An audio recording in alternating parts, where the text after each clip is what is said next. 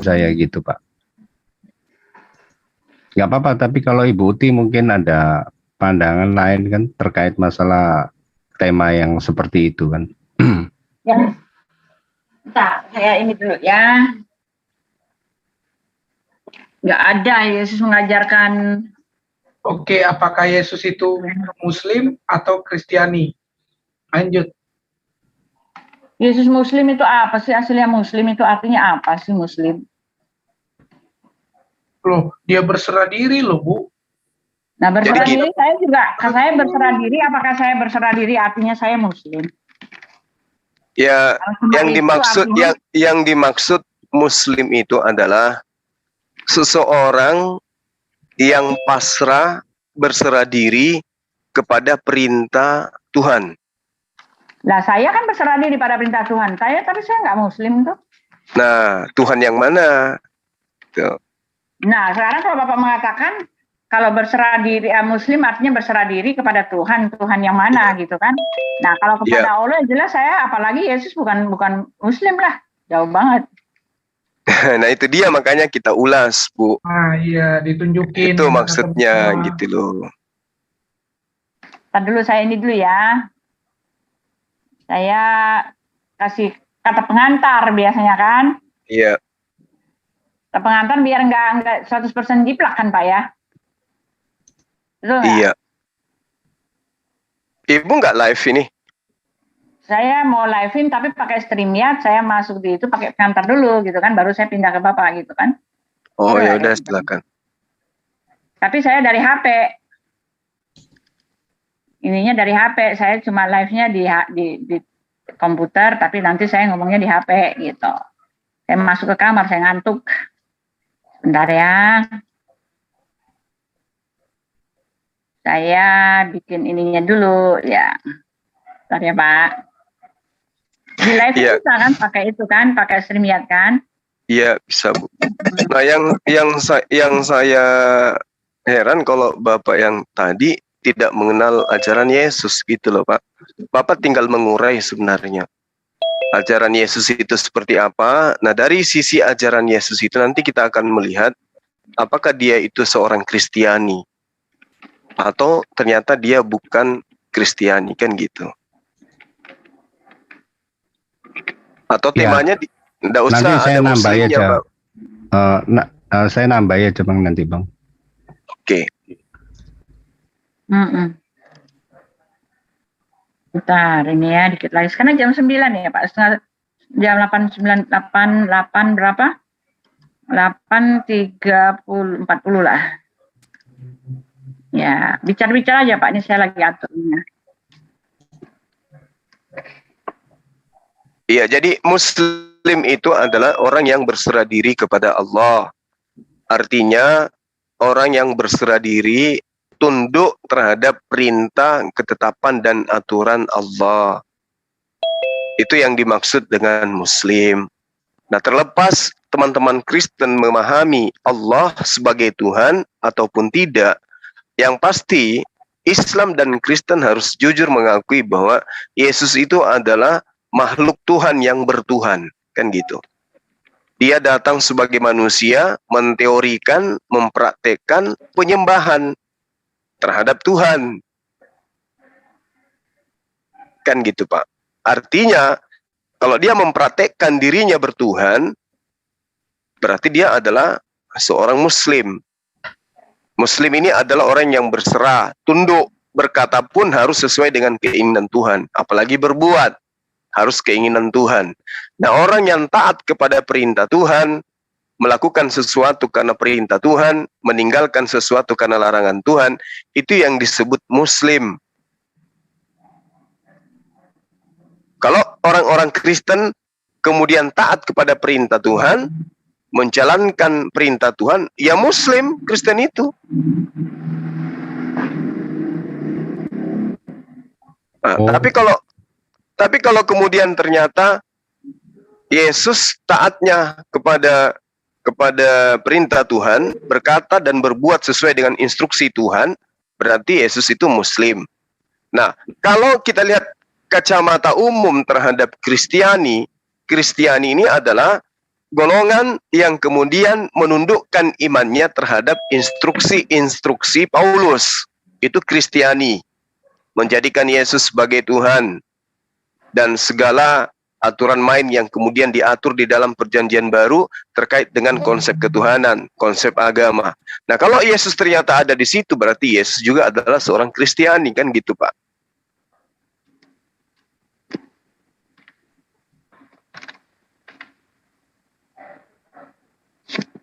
Nah, sini bayi ajaib nih, aduh.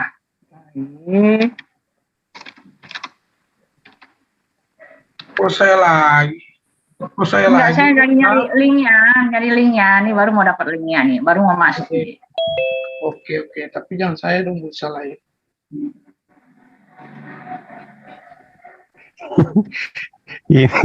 Ibu Indri nih yang baru mualaf.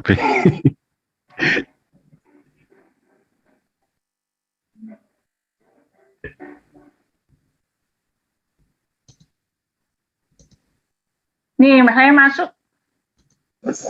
Ada 2 orang masuk nih. Oh, saya nggak usah. Nggak ada yang masukin admit. Uti Mena. Nah, masukkan. Jadi ada 2. Nah, yang dari sini keluar aja deh. Nah, saya keluar ya. Nah, saya udah dapat ininya. Oke. Linknya saya sudah dapat. Oke. Nah, coba saya putar lagi ya. Harus masuk ya, gimana ya caranya ya? Mau diputar harus masuk ya, Pak ya? Apanya tuh, Bu? Saya mau pakai HP gitu, saya tentunya dari tidak terpaksa saya nongkrong di sini kayaknya. Woi, ada Pak Antonius sudah hadir. Pak Antonius, palennya saya panggil sama rabinya. Rabi mana dulu nih, Pak Antonius? Shalom. Assalamualaikum. Waalaikum. Silakan, Bang. Ya. Tema yang diusung ya saya sama Bu Uti, Yesus itu Muslim atau Kristiani gitu.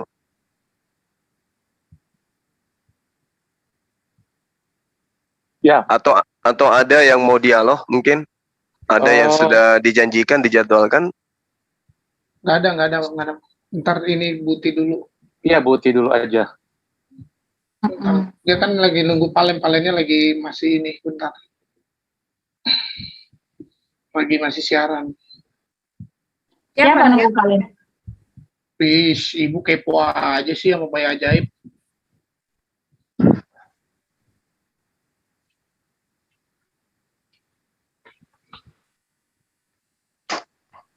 Ya, silakan teman-teman, tadi saya sudah menyampaikan tentang Muslim Ya, itu Pak Hong apa. jadi Gitu. gimana, Pak Hong? Kenapa, Bu? Pak Hongnya jadi gimana? Sama si siapa? Pak Hong. Oh, Itu kalian- Bu Uti, Kalian lagi siaran. yang satu dikecilin aja, nanti kalau ngomong ntar suaranya mantul. Ya ini makanya saya dulu keluar dulu. Saya nggak bisa, saya harus masuk ternyata ya. Ya udah dari sini aja saya keluar. Dari HP aja saya keluar ya. Ya, Bu. Saya keluar dari HP, jadi saya masuk ke sini. Terpaksa deh duduk di sini. Jangan lupa calling Fatimah. Iya, terpaksa duduk di sini dah. Soalnya ya itu kalau 2 nggak mau dia ya. Ya aja. Mana tadi yang tadi? Lah, yang mana lagi? Ini kok nggak bisa masuk sih. Open. Nah, udah masuk. Tumben nih. nggak buka cam Tante Uti. Ada Mama Rifa. Lagi jelek sekali gitu. Nah, saya ini dulu ya. Saya ngobrol-ngobrol dulu ya. Saya ini buka pembukaan dulu. Saya ambil buku-buku saya dulu ya. Sebentar, 2 menit. Ya. Saya juga lagi nunggu Herni nih, lagi balas. Bang Suma, ini sambil nunggu Ibu Uti, ya toh. Saya mau tanya. Ngomongnya biasa aja kali. Iya, silakan ya. Pak. Mau tanya, kalau orang tidak beragama Islam itu, apakah tidak boleh didoakan oleh orang Islam atas dasar keimanan Islam, atas dasar perintahnya Allah SWT? Maksudnya gimana? Jadi misalnya ada orang yang kebetulan tidak beragama Islam, lalu diminta doa kepada seorang Muslim, apakah itu tidak boleh? Maksudnya tidak boleh di sini artinya Allah SWT tidak membolehkan bahwa orang tersebut karena bukan Islam. Mendoakan dalam arti kata doa itu kan banyak, Pak. Iya. Didoakan supaya naik kelas atau didoakan supaya apa gitu. Ya, didoakan supaya dapat rezeki, didoakan dapat hidayah atau doa apa. Pokoknya doa apa saja. Itu apakah betul ada larangan di Allah SWT? Apabila orang itu kafir lah, katakan begitu. Ya. Jadi kami di dalam ajaran agama Islam itu diberi kemudian pengajaran bahwa kami umat Islam boleh mendoakan dalam hal-hal tertentu. Ya, terkait dengan mendapatkan hidayah itu adalah hak prerogatif Allah. Allah menerangkan dalam surah At-Taubah ayat 113 ya kalau nggak salah. Maka linabi walladzina amanu ayyastaghfiru lil musyrikina walau kanu ul qurba. Tidak ada hak bagi nabi dan orang-orang yang beriman untuk memohonkan ampunan kepada Allah bagi orang-orang musyrik sekalipun mereka ini kerabatnya. Nah, ini perlu penjelasan yang lebih jauh. Mendoakan di sini dalam perspektif permohonan ampun. Tapi kalau mendoakan yang lain itu tidak ada larangan, Pak. Yang dilarang itu kira-kira apa aja, Bang? Misalnya saya mengatakan kepada Bapak, Yesus itu bukan Tuhan. Tapi Bapak kemudian ngotot mengatakan Yesus itu Tuhan.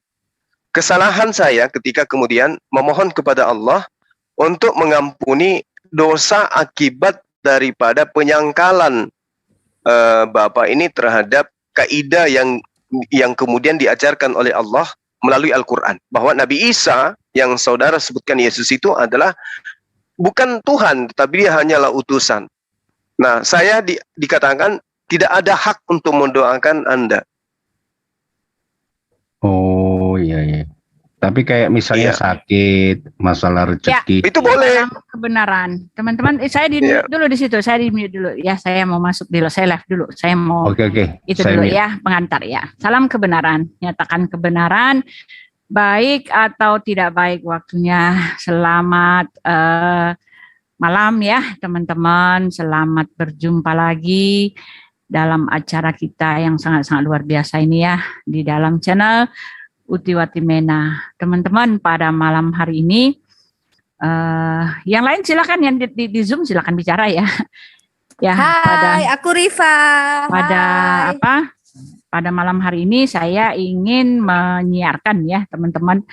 Semoga bisa ya. Semoga bisa, saya bisa akan menyiarkan hari ini pembicaraan saya dengan Pak Juma dan beserta beberapa orang dari Askri, dari Zoom-nya Pak Juma, Zoom JCC kalau nggak salah ya, bukan, ya JCC, ya. MMC.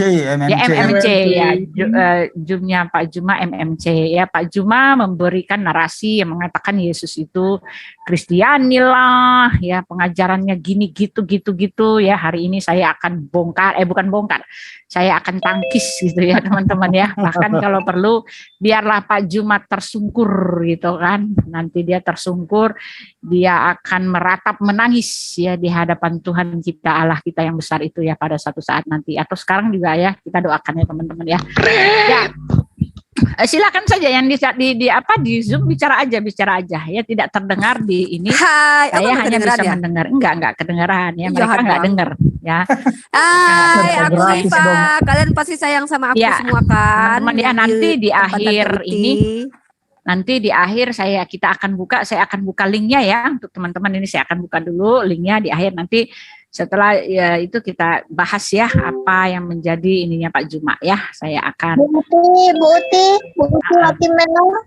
Ya, sebentar ya teman-teman, saya bagikan linknya ya.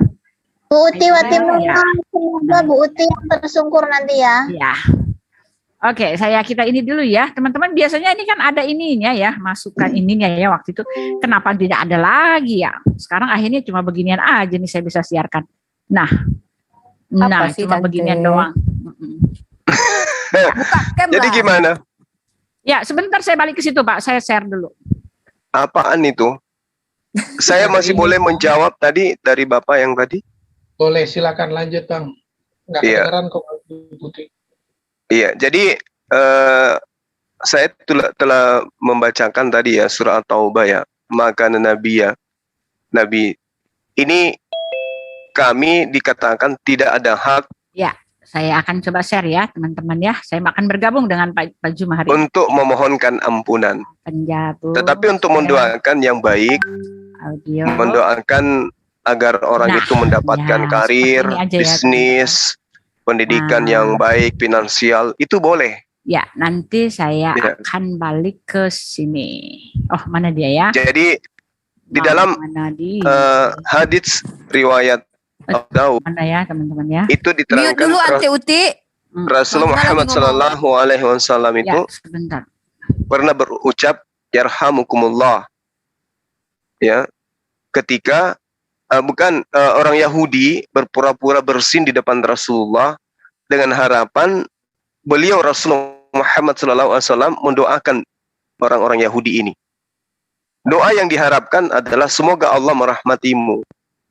Namun yang terjadi kemudian Rasulullah Muhammad SAW ketika mendengarkan beliau bersin, beliau malah mengatakan yahdikumullah wa yuslihu balakum.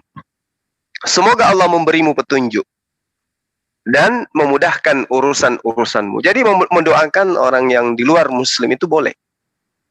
Selain daripada doa permintaan rahmat terhadap kekufuran mereka.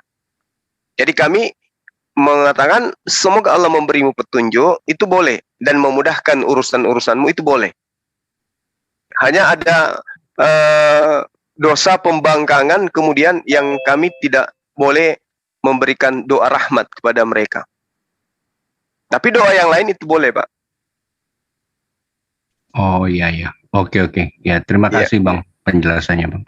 Sama-sama.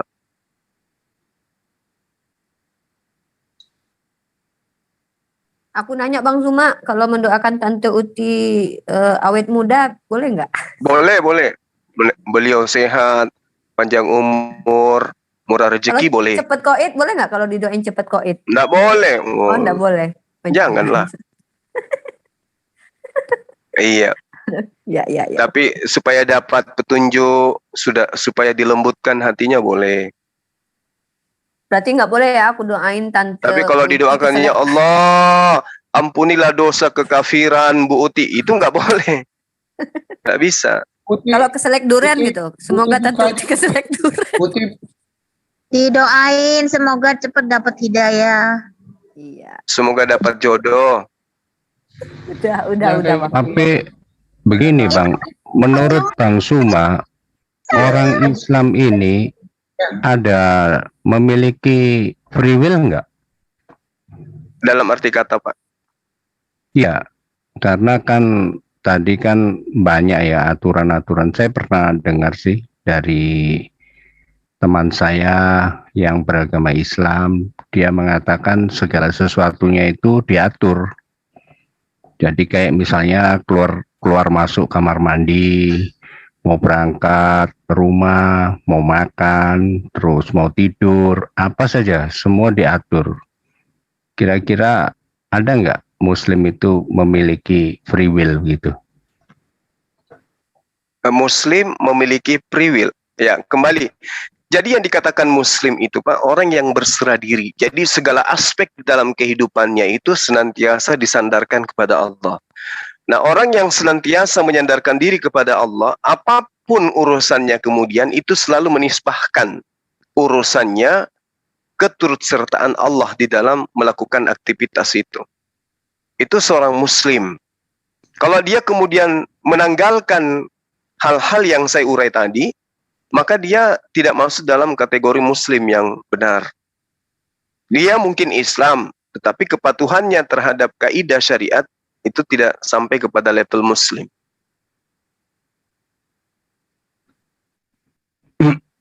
Jadi Allah menerangkan, jadi gini Pak, Allah menerangkan begini, di dalam Al-Quranul Karim, bagaimana kemudian Allah menjelaskan kepada kami umat Islam, atas perintah Allah melalui baginda Rasul Muhammad SAW. Wa qulil haqqu min rabbikum. Segala aspek tentang kebenaran, tentang kesalahan, antara hak dan batil, itu sudah diurai oleh Allah. Lalu kemudian kata Allah, faman sya'a falyu'min. Barang siapa yang ingin taat, barang siapa yang ingin menjadi seorang yang beriman, orang yang berserah diri kepada Allah, silakan mereka menjadi Muslim. Waman sya'a falyakfur, ya, tapi siapa yang menginginkan pengingkaran terhadap perintah atau menjadi seorang yang kufur, silakan kata Allah. Jadi kehendak free will itu ada. Kehendak bebas itu ada. Anda mau beriman kata Allah silakan, Anda tidak mau beriman juga silakan. Inna atadna lizalimina nara. Sesungguhnya ya sudah diperingatkan bahwa Allah mempersiapkan tempat bagi orang-orang yang zalim. Siapa yang zalim ini, Pak? Orang-orang yang hidup di zaman di mana Islam itu sudah datang, Islam sudah sampai kepada mereka, tapi hati mereka keras tidak mau menerima ajaran Islam itu. Itulah yang disebut zalim. Mereka yang zalim itu yang sudah tahu bahwa Islam memuliakan Yesus, Islam mendudukkan Yesus pada porsi yang sesungguhnya, tapi masih ditolak ajaran Islamnya. Itulah orang yang zalim. Itu yang diterangkan dalam Al-Quran. Jadi kalau mau beriman bahwa Yesus itu Nabi, silakan beriman. Tapi kalau mau beriman Yesus itu adalah Tuhan, silakan juga. Akan tetapi, orang-orang yang zalim, yang mendudukkan imannya pada koridor yang tidak sesuai dengan kaidah, atau ajaran, atau sistem yang dianut para nabi, yang diajarkan para nabi, kata Allah, inna atadna lizalimina. Di mana? Neraka, nara. Jadi kehendak bebas itu ada, Pak. Oh, jadi ada ya. Iya. Kehendak bebasnya. Iya, Bang. Tadi ngomong-ngomong, apa Ibu Utinya kemana? Kok nggak ada? Iya. Masalah buah rambutan mungkin. Kalau misalnya saya tanya balik sama Bapak dengan pertanyaan yang sama, kira-kira Bapak bisa kasih solusi nggak? Masalah apa itu, Bang? Misalnya kalau kita diperhadapkan dengan 2 Yohanes 1 nomor 10. Jikalau seorang datang kepadamu dan dia tidak membawa ajaran ini, janganlah kamu menerima dia di dalam rumahmu dan janganlah memberi salam kepada mereka. Nah, pertanyaan yang sama, apakah kemudian orang yang berbeda agama itu boleh kemudian orang Kristen mendoakan? Iya, jadi setahu saya gini, Bang.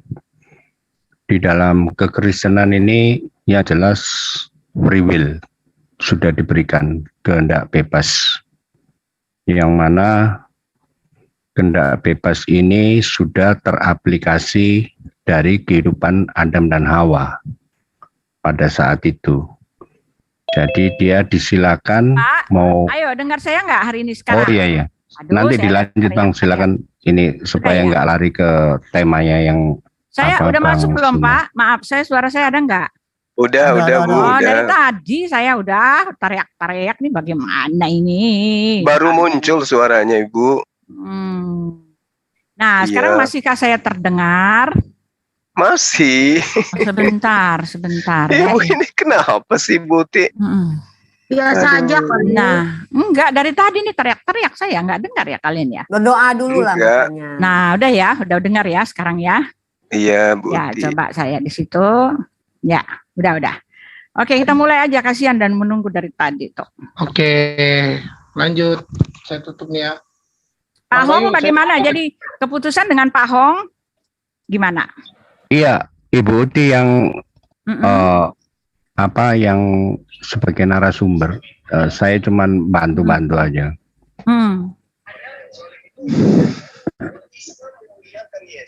Bentar, nyampe nggak ya? Ya. Bang, saya izin dulu Bang ya, keluar ya, angkat telepon ini Perdana Menteri. Iya, silakan. Sampaikan salamku ya. Assalamualaikum. Iya Bang. Perdana Menteri siapa ini? Warahmatullahi wabarakatuh. Biasa Ibu Negara Bang. Ya, kita mulai aja Pak. Ya. Loh, kan dari tadi udah hampir sejam ini. Ya Tinggal udah, nunggu mulai. Ibu aja. Udah, ayo. Iya, silakan. Ya, selamat malam teman-teman ya. Kita mulai saja di Zoom-nya Pak Juma ya. Pada hari ini saya dengan Pak Juma ingin berantem lagi, bukan berantem ya, mengadu argumen ya. Saya akan menyangkali kesesatan Pak Juma ya, dan Pak Juma merasa bahwa dirinya tidak menyesatkan, tetapi kenyataannya memang menyesatkan ya teman-teman ya. Mari kita buktikan saja ya, pembuktian sajalah yang membuktikan apakah kita punya argumen itu betul atau salah. Ya, silakan Pak Juma. Saya minta waktu 3 menit dari sekarang ya. Tolong ada waktu dikasih buat saya gitu ya. 3 menit gitu ya. Jadi supaya ini ya, dari A sampai B sampai akhir semuanya 3 menit ya. Jadi nggak ada tiktokan, nggak ada teriak-teriak, semua. Waktunya bicara ya bicara, waktunya nggak bicara ya nggak bicara, gitu aja Pak. Sampai kita bosan. Bolehkah begitu Pak? Segitu aja. Iya, Ya. 3 menit ya Bu ya. Oke, silakan Bu. Terkait apa yang saya uraikan tadi di awal. 3 menit. Oh ya, sudah ya, udah jalan ya, berjalan dengan baik. Ya, jadi begini Pak ya, tadi saya nggak tahu, jadi saya ingin menyangga. Jadi pertanyaan saya ingin bertanya kepada Pak Juma gitu kan. Iya. Pak Juma mengatakan bahwa Yesus itu Muslim gitu kan. Nah, sekarang pertanyaan saya, emang Muslim itu adanya setelah Yesus apa sebelum Yesus Pak? Iya. Jadi definisi Muslim itu Ibu secara harfiah adalah seseorang yang kemudian berserah diri kepada perintah Allah. Jadi apa yang kemudian dititahkan oleh Allah pencipta langit dan bumi, lalu kemudian dijalani, dilakoni, maka orang-orang ini disebut Muslim. Mereka adalah Muslim. Artinya orang yang di dalam kehidupan keberagamaannya, apapun yang ia lakukan terkait dengan agamanya, hubungannya dia kepada Tuhannya, hubungannya dia terhadap sesama manusia, itu berkaitan dan selaras dengan perintah, aturan main Tuhan yang ada di dalam pengajaran-pengajaran para nabi.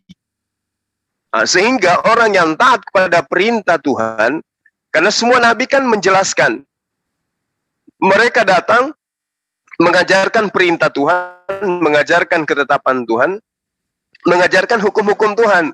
Sehingga orang yang masuk di dalam lingkaran perintah dan aturan serta ketetapan Tuhan ini, itu disebut Muslim. Mereka adalah orang yang taat. Kalau boleh saya pinjam istilah Bible, mereka adalah anak-anak Tuhan, orang-orang yang dekat kepada Tuhan, orang-orang yang intim kepada Tuhan. Disebabkan karena mereka mentaati perintah Tuhannya, maka mereka disebut Muslim. Nah, makanya saya katakan Yesus itu adalah seorang yang Muslim. Kenapa? Karena berkata pun harus sesuai dengan kehendak Tuhannya, apalagi berbuat. Nah, kesaksiannya dia di dalam Yohanes 5 nomor 36, ada kesaksian yang lebih penting daripada kesaksian Yohanes, yaitu bahwa segala perbuatan yang aku lakukan, ya, perbuatan itulah yang bersaksi tentang aku, bahwa Bapa yang telah mengutus aku. Berarti dia seorang Muslim, karena semua pekerjaannya itu senantiasa dinisbahkan kepada siapa yang menjadi backingnya dia, yaitu Allah. Jadi saya katakan Yesus Muslim, dia orang yang taat. Dia adalah orang yang mengikuti instruksi Tuhan. Perlakuan dia, ucapannya, lisannya, itu tidak pernah kemudian keluar dari apa yang diperintahkan. Demikian juga perbuatan-perbuatannya. Tidak pernah keluar dan melanggar daripada perintah Tuhannya. Berarti dia adalah seorang Muslim. Bukan orang yang kufur terhadap perintah Tuhan. Seperti itu untuk sementara Ibu Uti. Silakan. Ya, pertanyaan saya Pak, ya untuk menjadi Muslim, ya bolehkah saya misalnya Pak Bejo ingin menjadi Muslim, ya bolehkah di dalam menjadi Muslim itu kan semua orang sah menjadi Muslim jika mereka menyebut 2 kalimat syahadat gitu kan? Ya, yang satu adalah mengakui Allah Subhanahu wa Ta'ala, Allah Azza wa Jalla adalah Tuhan gitu kan. Tuhan yang satu, yang tauhid gitu. Lalu mengaku bahwa Muhammad adalah utusan Allah. Nah, gitu kan.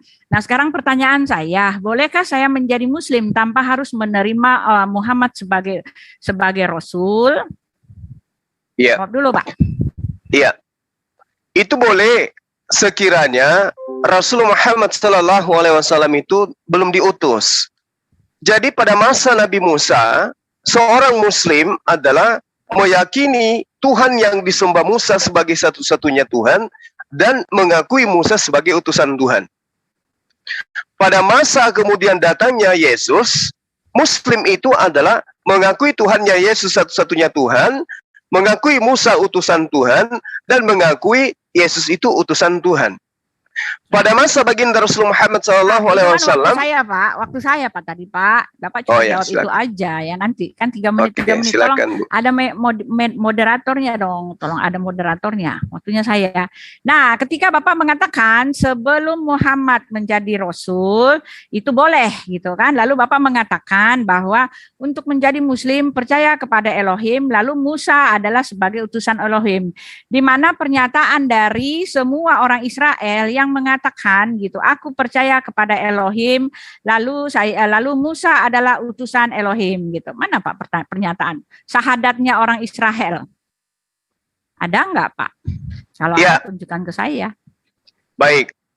Nah, kenapa kemudian Al-Quran itu datang meluruskan orang-orang yang kemudian membantah kerasulan Musa? Ya, Bapak belum menjawab pertanyaan saya, ini masih waktu saya. Bapak belum jawab pertanyaan saya. Pertanyaan saya satu aja.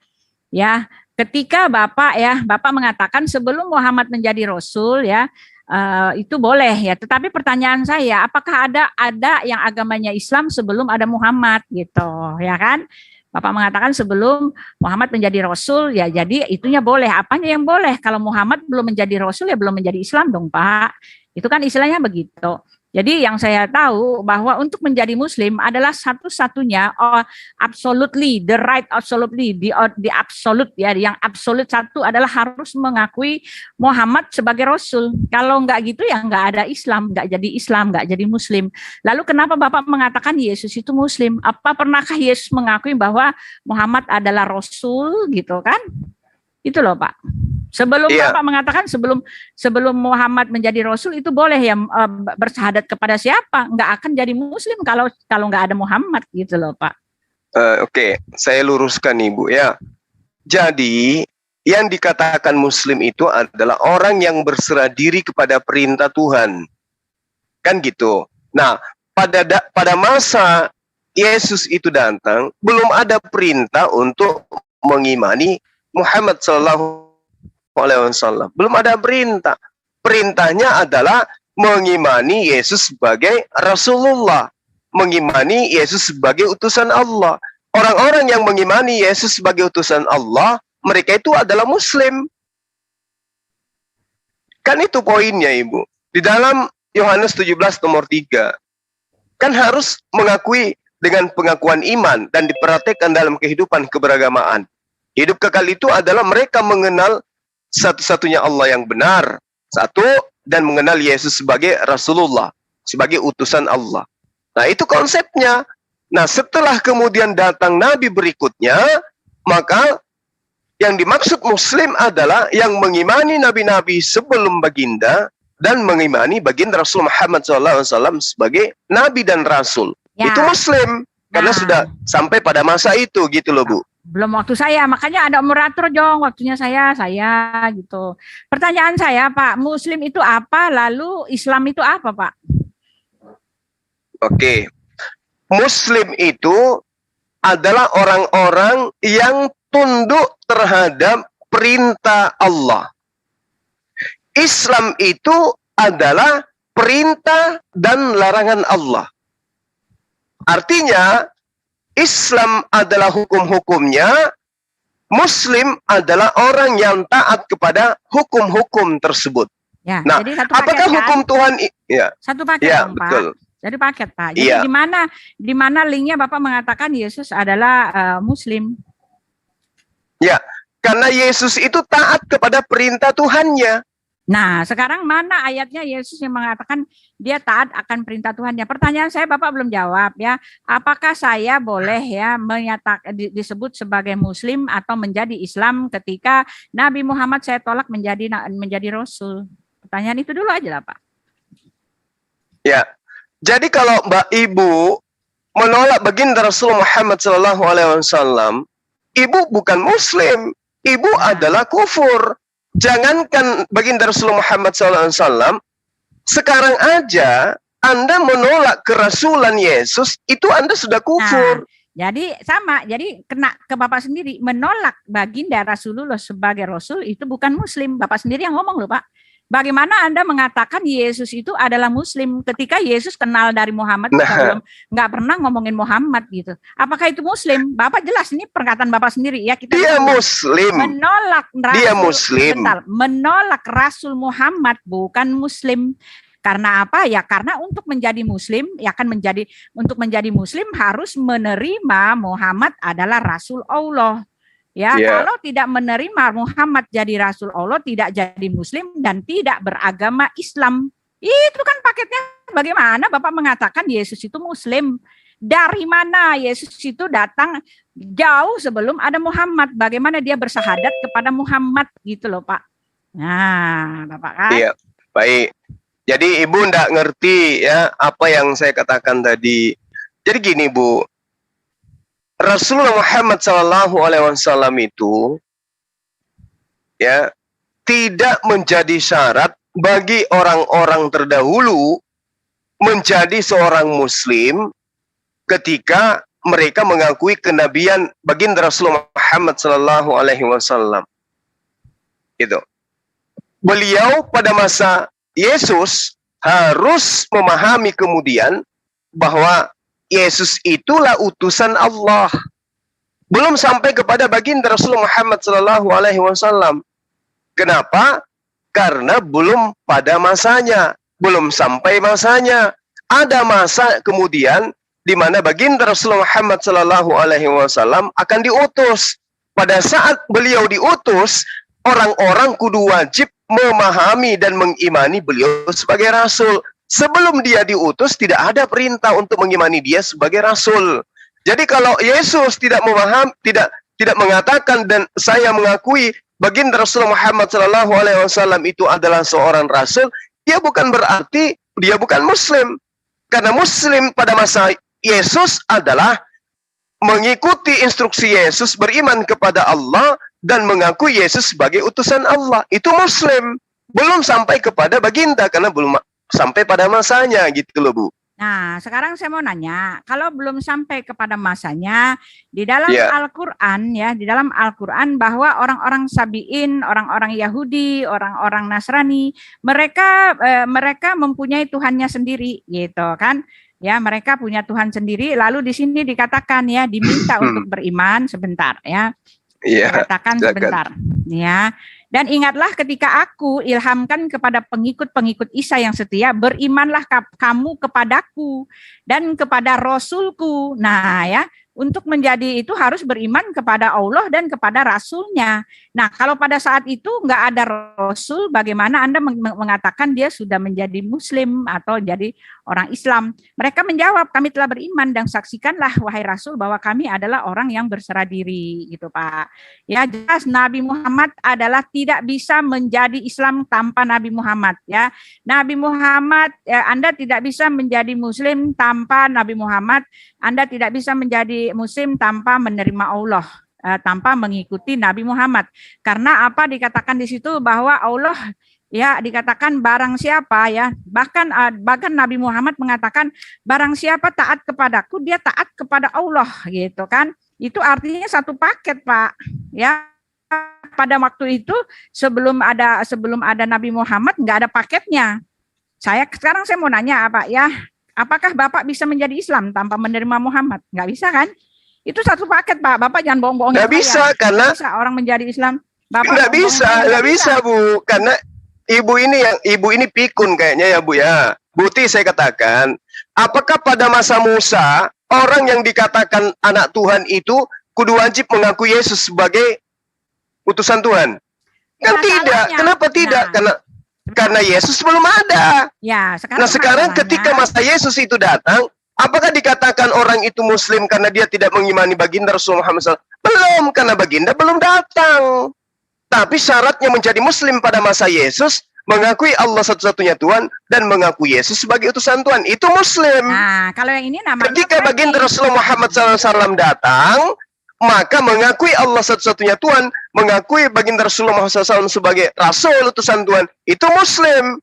Yang ingkar terhadap itu namanya kafir. Ya, itu loh Buti. Bagi waktu. Artinya Bapak memframing, ya kan? Apa yang diajarkan oleh Isa, ya Yesus, dia mengajarkan untuk taat kepada Tuhannya. Itu bohong. Ya, betul. Itu bohong, Pak. Itu framing, ya. Membuat itu framing seolah-olah itu betul. Padahal kagak, ya. Tidak ada ayat yang menyatakan, ya. Ibu, saya mau ajar. Ibu, Matius 5, Ibu. Tolong Anda baca itu. Jangan ingkari ajaran Yesus, Ibu Uti. Saya nggak mau TikTok, Pak. Syarat untuk memperoleh hidup yang kekal, Bu Uti, di dalam Matius nomor 15, 16, 17, 18, dan seterusnya, syaratnya untuk memperoleh hidup yang kekal adalah mengajarkan hukum Taurat, mentaati hukum Taurat, lalu kemudian mengajarkan kepada orang lain. Pak, di dalam Matius bilang apa? Ini Bapak memframing nih, ya. Pokoknya. Ibu, jangan kemudian Anda menjadi Kristen, tapi Anda menjadi penyesat ajaran Yesus. Yesus mengatakan, dengarkan saya, Buti. Yesus mengatakan, saya mau 3 menit, nggak mau kayak gini, saya TikTok. Ya makanya diam, saya dulu 3 menit. Di dalam Matius 5, Yesus menerangkan bahwa siapapun yang mengajarkan, siapapun yang menghilangkan hukum Taurat, meski yang paling terkecil, dan mengajarkan kepada orang lain, maka dia tidak akan masuk ke dalam kerajaan sorga. Akan tetapi, barang siapa yang melaksanakan hukum Taurat dan mengajarkan kepada orang lain, maka dia akan menempati tempat tertinggi di dalam kerajaan Allah. Artinya apa? Ketaatan terhadap perintah Tuhan, Bu. Menjadi syarat menjadi pengikut Yesus. Itu namanya Muslim. Untuk masuk ke dalam kerajaan Allah, kata Yesus, wajib hukumnya menjadi seorang Muslim. Taat. Gitu loh, Bu Uti. Nah, sekarang saya mau nanya, silakan. Itu ada di mana? Ada di mana ayat yang Bapak comot itu? Matius 5, nomor 17, 18, 19, bahkan sampai 20. Nah, syarat masuk surga, kata Yesus, wajib jadi Muslim. Ya, gitu. Sekarang ini saya ya, ini waktu saya 3 menit ya Pak ya, jangan diganggu gitu ya. Nah sekarang saya buka dulu ya, Bapak ini framing banget agama orang, sok tahu banget gitu kan. Nih saya kasih tahu, saya buka dulu ya sebentar, ini harus dibuka karena Matius 5 gitu kan. Ini dia Matius 5 ya gitu. Saya buka ya. Matius 5 ini tentang itu orang kaya itu ya, sebentar. Matius 5 ayat berapa Pak? 17. Bukan orang, aduh ibu ini enggak pernah belajar Bible ternyata. Matius 5 itu tidak ada hubungannya dengan orang kaya, Bu. Matius 5 itu penekanan Yesus. Jangan kau menyangka aku datang untuk meniadakan hukum Taurat. Jangan disangka, Pak, Ibu. Waktu saya. Kalau orang kaya itu ada di Matius 18. Ya, saya kan lupa, nama juga ada nenek-nenek gitu kan. Tapi ya saya tahu ini. Tapi Ibu masih cantik kok. Matius 5 ayatnya, janganlah kamu menyangka bahwa aku datang untuk meniadakan hukum Taurat atau kitab para nabi. Aku datang bukan untuk meniadakannya, melainkan untuk menggenapinya. Nah, sekarang tolong bukakan Ibrani 9 ayat 22. Maksudnya itu apa? Ibu hantam pakai ajaran Paulus. Ajaran Yesus dihantam pakai ajaran Paulus. Ini waktu saya, Pak. Baguslah, Bu. Silakan. Aduh, gimana? Jadi Yesus versus Paulus, Bu, ya. Ini waktu saya. Ya, mau ngoceh apapun janganlah gitu, Pak. Ya, ini waktu saya. Ya, Ibrani 9, dan hampir segala sesuatu disucikan menurut hukum Taurat dengan darah, dan tanpa penumpahan darah tidak ada pengampunan. Ya. Jadi yang dimaksudkan Jadi Yesus versus Paulus. Aduh, saya ngomong, Pak. Ya, jadi yang dimaksudkan bahwa dia datang bukan untuk meniadakan hukum Taurat atau kitab para nabi, tetapi untuk menggenapinya adalah yang seperti ini, Pak, ya. Dia datang memberitahu. Kemudian Markus 8 ayat 31. Kemudian mulailah Yesus mengajarkan kepada mereka bahwa anak manusia harus menanggung banyak penderitaan dan ditolak oleh tua-tua, imam-imam dan kepala dan ahli-ahli Taurat, lalu dibunuh dan bangkit lagi sesudah 3 hari. Nah, ini dia ya, ini pengakuan Yesus ya. Dan Yesus berkata kepadanya, anak manusia harus menanggung banyak penderitaan dan ditolak oleh tua-tua, imam-imam, kepala, dan ahli Taurat, lalu dibunuh dan dibangkitkan pada hari yang ketiga. Lukas 9 ayat 22. Ini pengakuan Yesus tentang meniadakan hukum Taurat. Taurat pengampunan dosa dengan darah ya. Dan sama Yohanes 3 ayat 14-16. Dan sama seperti Musa meninggikan ular di padang gurun, demikian juga anak manusia harus ditinggikan, supaya setiap orang yang percaya kepadanya beroleh hidup yang kekal. Ya, karena begitu besar kasih Allah akan dunia ini, sehingga ya Allah mengaruniakan anaknya Yesus yang tunggal, supaya setiap orang yang percaya kepadanya, kepada Yesus tidak binasa, melainkan beroleh hidup yang kekal. Anda memframing ayat orang lain, Pak, ya. Dan hukum Taurat itu ya bukan ditiadakan, karena hukum Taurat itu hanyalah merupakan perlambang ya, bukan perlambang, hanyalah merupakan isolasi ya untuk memperkenalkan bangsa Israel bahwa tidak ada seorang pun yang selamat dengan melakukan hukum Taurat. Hukum Taurat itu adalah gambaran untuk mereka mengerti apa itu dosa, apa itu ini, dan mereka akan mengerti bahwa tak satu pun mampu melakukannya. Oleh sebab itu Yesus mengatakan bahwa dia datang bukan untuk meniadakannya, menggenapinya. Menggenapi artinya memenuhi semua nubuat-nubuat ya tentang datangnya dia itu ya. Nubuat-nubuat tentang hukum Taurat yang tidak bisa diikuti selain daripada darah anak domba yang bisa membersihkan mereka, menyucikan mereka dari segala yang jahat. Itu maksudnya apa? Jangan sok tahu dengan ajaran orang lain. Nah, sekarang saya mau tanya kepada Bapak, jawab saya satu ya. Apakah mungkin Bapak bisa menjadi Islam tanpa percaya Muhammad adalah Rasul Allah? Itu doang, tolong jawab. Ibu udah lebih 3 menit itu. Ya, 3 menit makanya diatur. Jangan saya nggak tahu. Udah kelar. Saya sudah mengatakan kepada Ibu Uti bahwa Muslim itu ketika datang baginda Rasulullah Muhammad SAW adalah mereka yang mengimani baginda Rasulullah SAW. Yang tidak namanya kafir.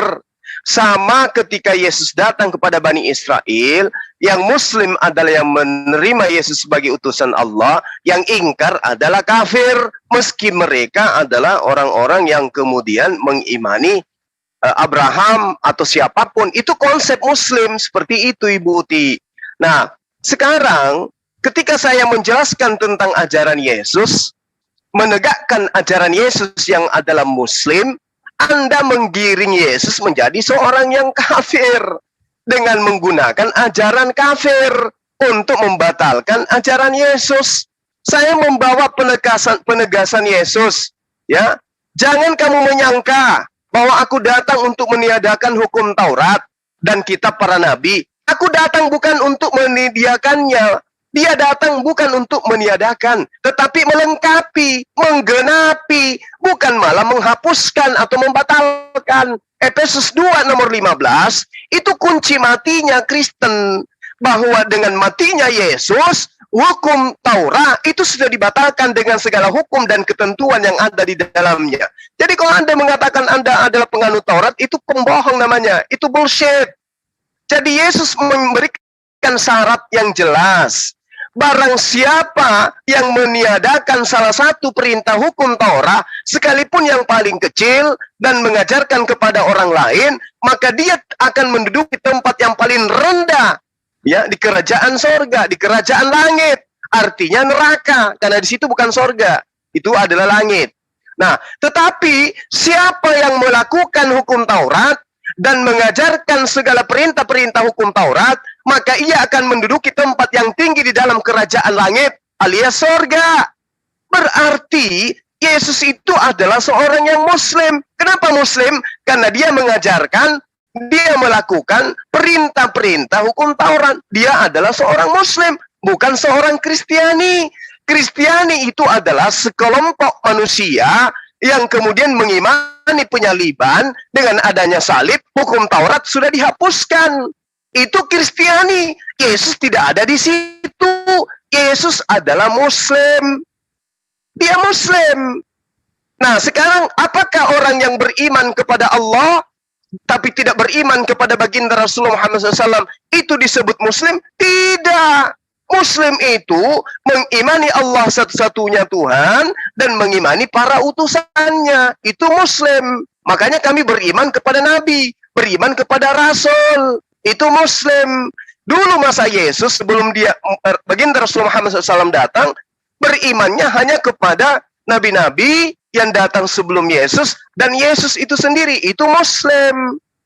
Nah, bagaimana dengan Kristen? Apakah Kristen mengimani Yesus sebagai nabi? Mulut iya, tapi perbuatan tidak. Maka Kristen itu bukan Muslim, tapi kufur. Udah, itu Bu Uti. Ya. 3 menit buat saya Silakan. lihat ya di sini ya. Ya, jadi Pak Bima ini ya, memframing ya, karena yang dimaksud dengan genap itu artinya menepati segala nubuat-nubuat. Aku datang bukan untuk meniadakan hukum Taurat, tetapi untuk menggenapinya, menepati apa yang ditulis dalam hukum Taurat pengampunan dosa di dalam Ibrani 9 ayat 22, dan hampir segala sesuatu disucikan menurut hukum Taurat dengan darah, dan tanpa penumpahan darah tidak ada pengampunan. Matius 1 ayat 22, hal itu terjadi supaya genaplah yang difirmankan Tuhan oleh Nabi, ya, itu artinya. Matius 2 ayat 15, dan tinggal di sana sehingga Herodes mati, hal itu terjadi supaya genaplah yang difirmankan Tuhan oleh Nabi, dari Mesir kupanggil anakku. Matius 2 ayat 17, dan demikian genaplah firman yang disampaikan oleh Nabi, ya, sebab hal itu terjadi, Yohanes 19 ayat 36, supaya genaplah yang tertulis di dalam kitab suci, tidak ada tulangnya yang akan dipatahkan. Jadi sesudah itu, Yohanes 19 ayat 28, sesudah itu karena Yesus tahu bahwa segala sesuatu telah selesai, berkatalah ia, sudah genaplah yang ada tertulis di dalam kitab suci, aku haus. Jadi Yesus datang bukan untuk meniadakan hukum Taurat, melainkan untuk menggenapinya.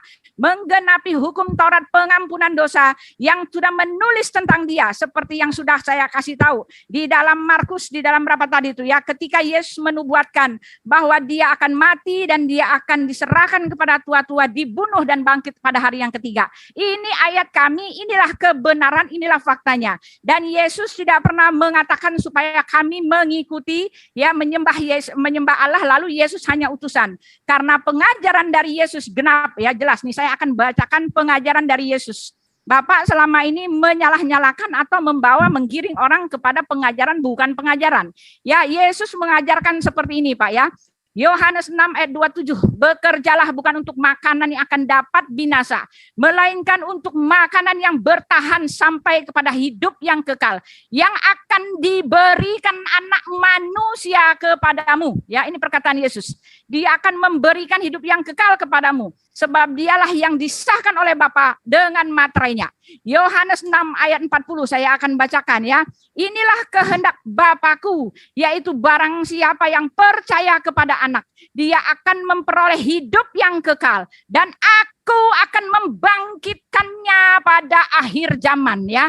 Rasul yang Bapak bilang hanya sebagai rasul itu, dia berkuasa membangkitkan orang pada akhir zaman ya. Lalu dikatakan itu perkataan Yesus mau membangkitkan orang pada akhir zaman itu ada 5 kali tertulis Pak di dalam Alkitab ya, dan di dalam kitab Bapa yang berkuasa membangkitkan orang pada akhir zaman itu cuma Allah ya, tidak ada satupun yang mampu membangkitkan orang-orang di akhir zaman, karena itu adalah otoritas daripada Allah dan Yesus telah melakukannya.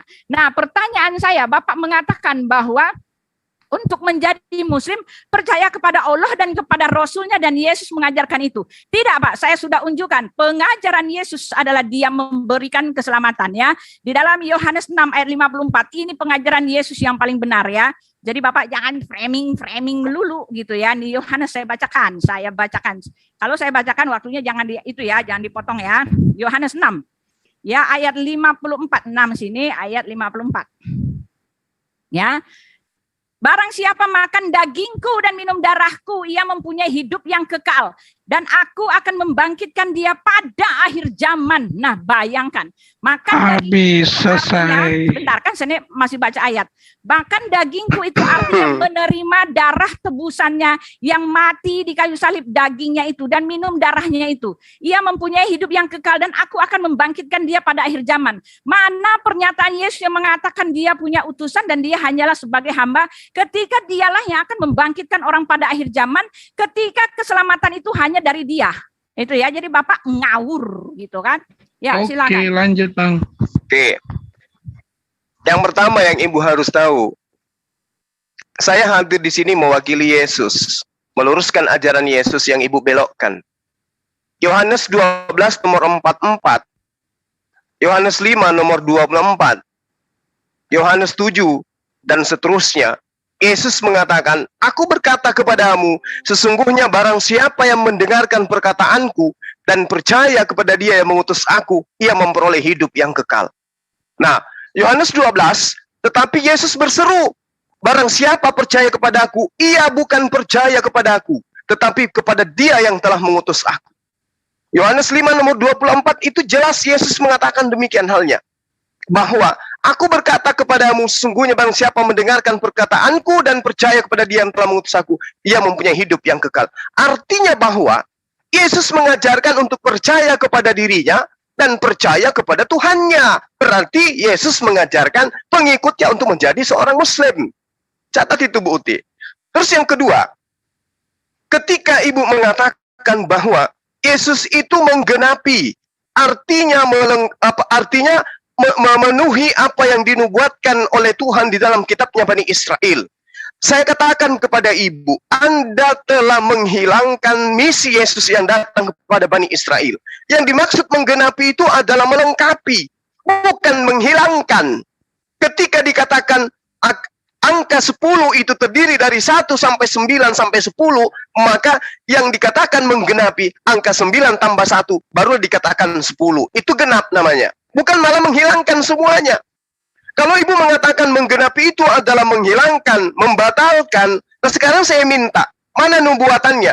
Bahwa perintah Tuhan, aturan Tuhan, ketetapan Tuhan akan dibatalkan dengan matinya seseorang di atas tiang salib. Mana nubuatan itu?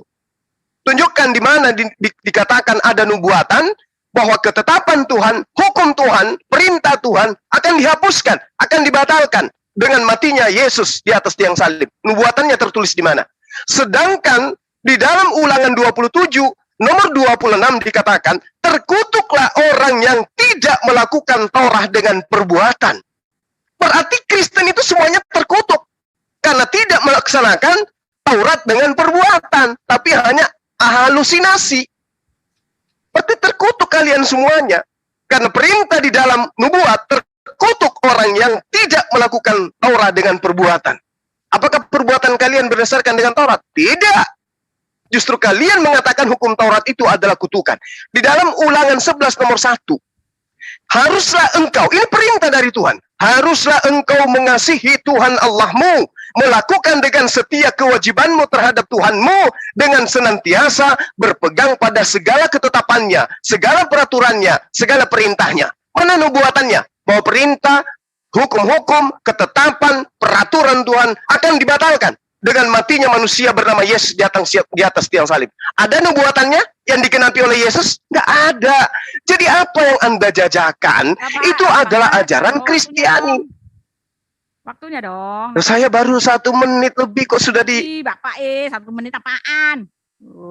Ibu bicara 2 jam pun percuma, karena Anda hanya menjabarkan ajaran yang anti Yesus. Ini saya menjelaskan ajaran Yesusnya. Yesus mengajarkan bahwa... Pak udah 3 menit. Ya, silakan.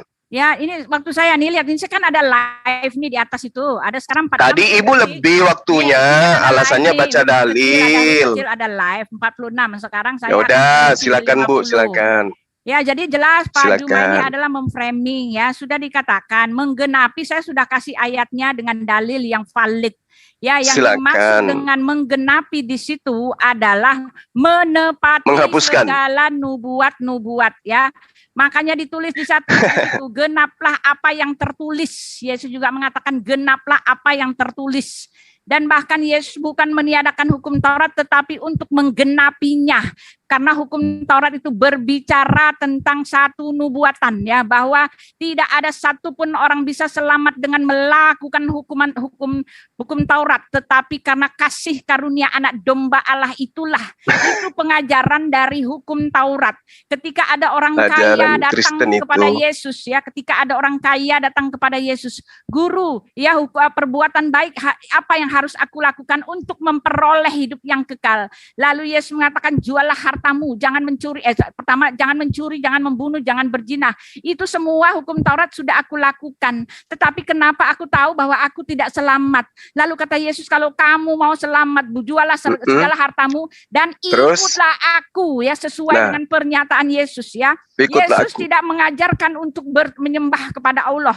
Ya, adapun yang Bapak comot-comot ayat itu tidak ada hubungannya dengan mengatakan bahwa Yesus itu percaya kepada Bapaknya, lalu dia itu hanya utusan biasa seperti yang Bapak maksud ya.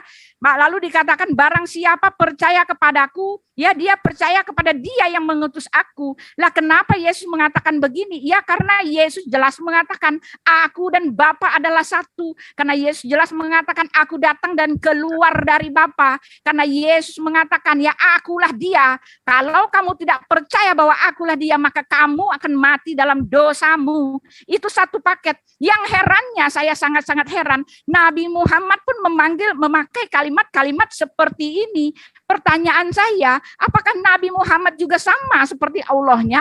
Apakah Muhammad itu satu dengan Allahnya? Ketika dikatakan barang siapa mengikuti Rasul, sesungguhnya dia itu telah mengikuti Allah. Bagaimana mungkin Nabi bisa mengatakan seperti itu? Karena Yesus mengatakan begitu, barang siapa telah melihat aku, dia telah melihat Bapa, karena Bapa itu diam di dalam diriku, karena aku datang dan keluar dari Bapa, dan aku akan kembali ke Bapa, aku akan duduk di sebelah kanan Allah Bapa, ya. Jadi gitu ya. Jadi Nabi Muhammad mengatakan di dalam An-Nisa 80, barang siapa mentaati Rasul itu sesungguhnya ia mentaati Allah. Wah gila bener ya. Karena ini perkataan dari Tuhan Yesus berani mengatakan seperti itu. Lalu kenapa? Karena aku dan Bapa adalah satu. Bahkan di dalam Yohanes 10 ayat 30. Ya, aku memberikan hidup yang kekal kepada mereka dan mereka pasti tidak akan binasa sampai selama-lamanya. Seorang pun merebut mereka dari tangan Bapa. Aku dan Bapa adalah satu. Sekarang pertanyaan saya, apakah Nabi Muhammad satu dengan Allah ketika dia mengatakan barang siapa mentaati Rasul, ia sesungguhnya mentaati Allah? Jawab ini dulu. Ya. Oke. Saya jawab ya, Bu ya. Qul in kuntum tuhibbunallah fattabi'uni yuhibbukumullah wa yaghfir lakum dzunubakum wallahu ghafurur rahim. Jika engkau mencintai Allah, maka ikutilah aku. Kenapa baginda Rasulullah Muhammad SAW harus diikutin? Karena ajarannya itu tidak menyeleweng dari ajaran Tuhan. Apa yang Tuhan perintahkan, itu yang ia lakukan. Sama seperti Yesus. Dia satu dengan Tuhan, artinya misinya, pengajarannya tidak bertentangan dengan perintah Tuhannya. Bukan berarti satu dengan Tuhan bahwa dia itu Tuhan itu sendiri. Itulah yang saya katakan. Yesus itu seorang Muslim. Dia praktisi Yudaism. Dia Muslim yang taat. Bukan seorang Kristiani, seorang kafir yang taat terhadap kekafiran. Bukan. Lalu kemudian ketika ibu mengatakan bahwa Yesus itu mengajarkan sebagaimana yang tertuang di dalam Matius 19. Ada orang kaya yang datang kepada Yesus. Guru, ya katanya, perbuatan apakah yang hendak aku lakukan supaya aku itu bisa memperoleh hidup yang kekal? Apa yang Yesus katakan kepada dia? Ya, apa yang Yesus katakan kepada dia? Jangan membunuh, jangan berzina, jangan mencuri, jangan mengucapkan saksi dusta. Hormati ayahmu, ibumu, kasih semau manusia. Ini adalah rangkaian hukum Taurat. Apa syaratnya memperoleh hidup yang kekal, kata Yesus? Lakukan hukum Taurat. Lalu orang kaya ini mengatakan, semua itu telah aku lakukan. Semua itu telah aku turuti. Apalagi yang masih kurang, wahai Yesus? Apa kata Yesus? Jikalau engkau ingin sempurna, pergilah, jual segala milikmu, berikanlah itu kepada orang miskin, maka engkau akan memperoleh harta sorga. Kemudian datanglah kemari dan ikutilah aku. Tidak dia katakan, datanglah kemari dan sembahlah aku. Tetapi dia katakan, datanglah kemari dan ikutilah aku. Aku ini praktisi Yudaism. Aku ini praktisi yang taat kepada Torah. Maka ikut kepada aku. Kamu harus menjadi pelaku Torah. Itu yang dimaksud Yesus. Kamu harus menjadi Muslim. Kalau taat kepada aku, harus menjadi seorang Muslim. Yaitu taat kepada hukum. Sudah tuh. Taat kepada hukum Torah. Tidak ada satupun syarat ketika orang itu bertanya, bagaimana cara untuk memperoleh hidup yang kekal? Yesus tidak pernah sedikit pun mengatakan, kamu harus menjadi Kristen, kamu harus menyembah aku. Masih ada 30 detik, kawan. Belum. Ya, tolong kita saling menghargai ya.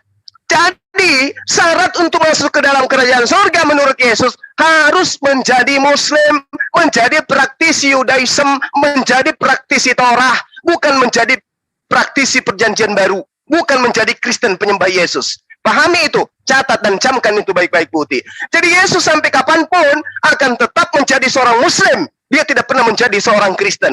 Kristen itu adalah serigala yang menyamar menjadi domba. Menyamar menjadi pengikut Yesus, menjajakan nama Yesus kemana-mana. Demikian. Oke.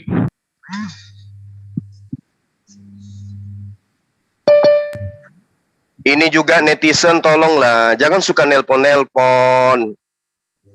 Udah tahu kita live, nelpon terus netizennya. Aduh, mengganggu. Sampai 50 kali, 60 kali sehari kan risiko orang ganteng, Gurunda. Biasa. Tapi kalau sudah di reject begini, ngerti lah. Ibu Ti. Jadi ya. Ibu Ti. Kok nggak ada suaranya? Silakan Buti, bantah itu Buti bahwa Yesus adalah seorang praktisi Yudaism. Silakan Anda bantah. Kok? Waduh, kemiut kayaknya. Apa Bu, jangan kayak domba lah Bu, nanti saya jantungan nih Bu, terus saya ke bawah lagi. Buti. Konsep Yesus Buti ya, Matius 5. Syarat masuk ke dalam kerajaan sorga, taat kepada hukum Taurat. Ilmu memperoleh hidup yang kekal, lakukan hukum Taurat. Itu sudah aku lakukan. Apalagi ya Yesus, jual hartamu. Lalu apa? Sedekahkan, infakkan kepada orang-orang miskin.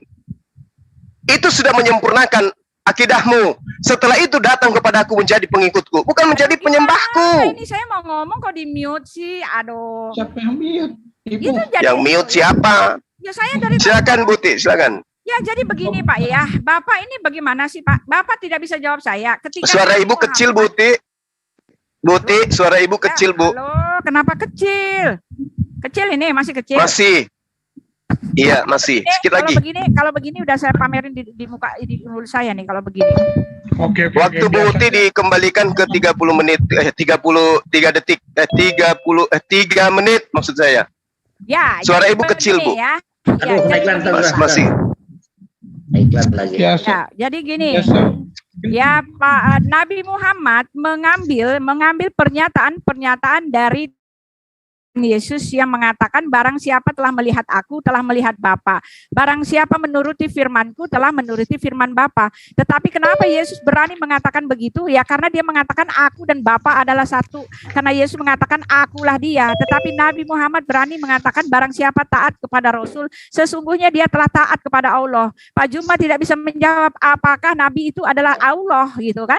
Apakah Nabi itu setara dengan Allah? Bapak harus jawab itu dulu. Lalu Bapak mengatakan bahwa Yesus itu dia mengajarkan untuk menyembah Allah dan dia adalah utusan dan dia hanyalah pengutusnya gitu, hanyalah utusan. Lalu Bapak mengatakan ya, saya mengatakan tadi ya bahwa Yesus itu adalah utusan, tetapi utusan apa? Yang berkuasa, yang mempunyai kaliber berkuasa. Saya sudah bilang tadi bahwa dia berkuasa membangkitkan orang mati, bahwa dialah pemberi hidup yang kekal itu.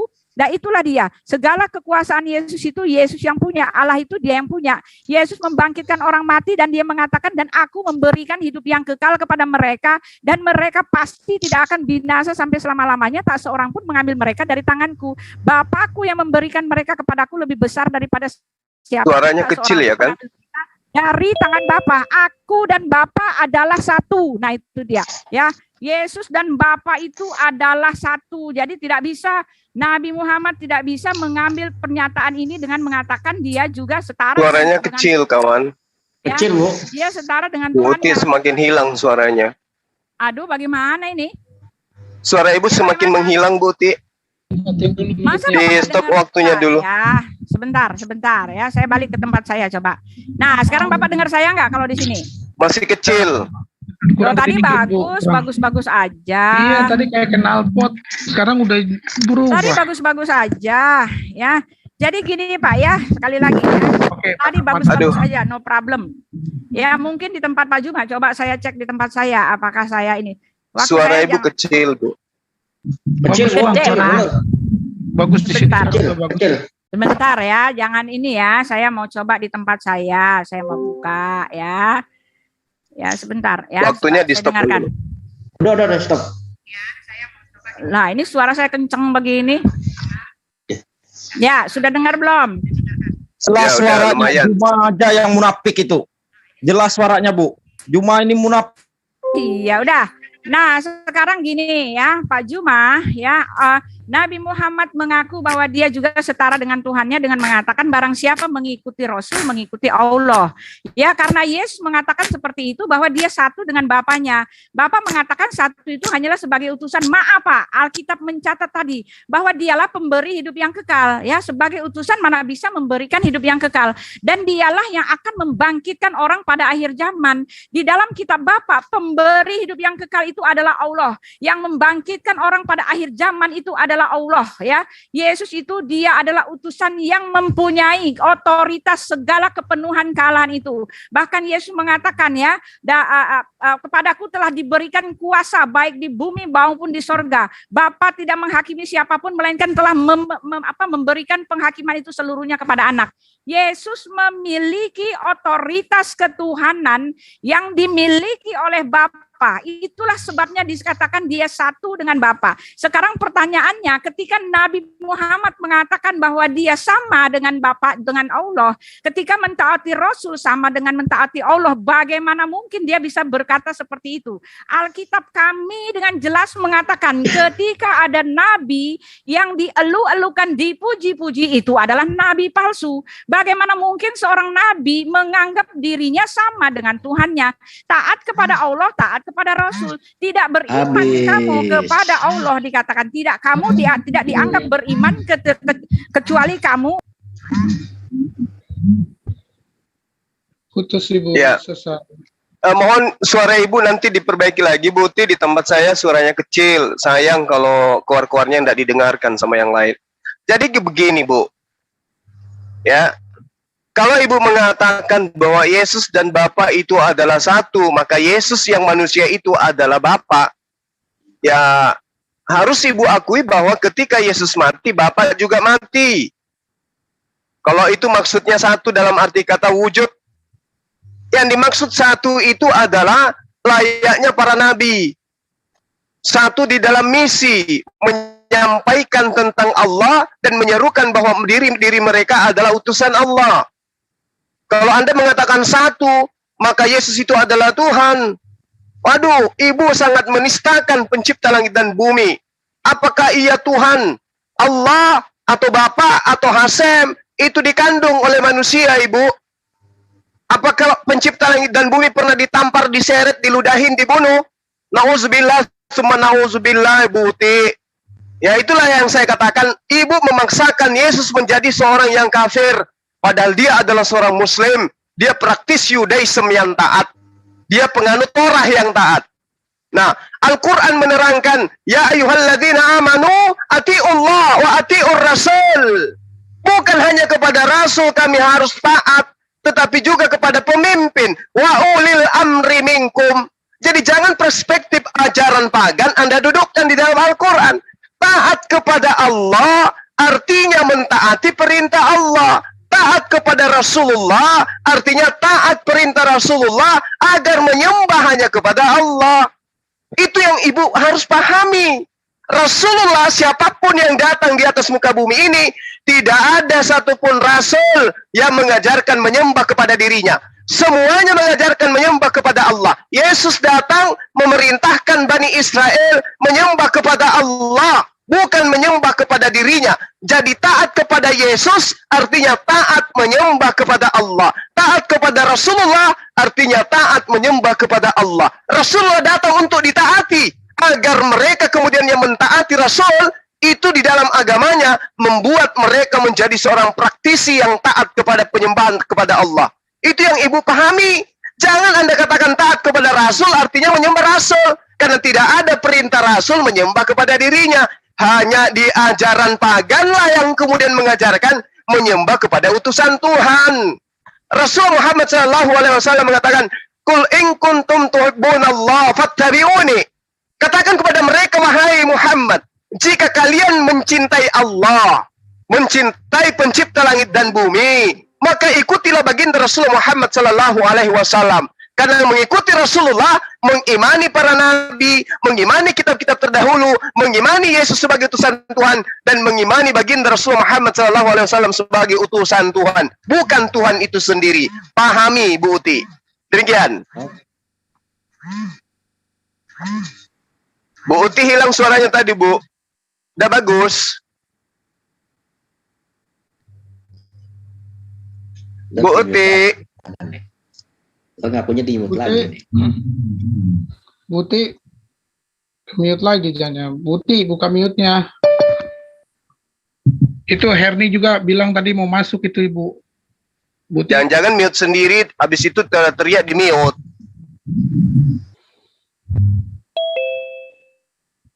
Buti. Buti pingsan. Nah, saya nggak mute itu kok disuruh Ibu Uti silakan unmute yourself gitu. Siapa yang mute-nya? Jadi saya disuruh mengunmute diri saya sendiri. Masih kecil suaranya Bu Uti. Ya. Apakah cuma di perangkap saya ini? Pak Juma di tempat saya, di HP saya kenceng nih, saya dengarkan ya. Tapi suara teman-teman yang lain kencang, Bu. Iya. Mbak Bu Uti kasih co-host biar bisa buka sendiri Pak Bayan. Nih, coba ya. Tuh. Nih, ya, udah saya itu ya lanjut ya. Ya, saya ini ya. Jadi begini Bapak-bapak ya. Pak Juma berbohong ketika Pak Juma mengatakan bahwa Nabi dia hanyalah pelaksana. Dia adalah pengikut, dia hanyalah menjalankan. Tetapi di ayat Al-Ahzab 36, dan tidaklah patut bagi laki-laki yang mukmin dan tidak pula bagi perempuan yang mukmin apabila Allah dan Rasulnya telah menetapkan suatu ketetapan. Ya, misalnya Tuhan kami Elohim membuat satu ketetapan yaitu hukum Taurat, ini disertai oleh Rasulnya ya. Taruhlah ketetapan itu adalah ketetapan hukum Taurat. Ini adalah deklarasi dari Nabi yang mengatakan dia juga membuat ketetapan-ketetapan itu ya.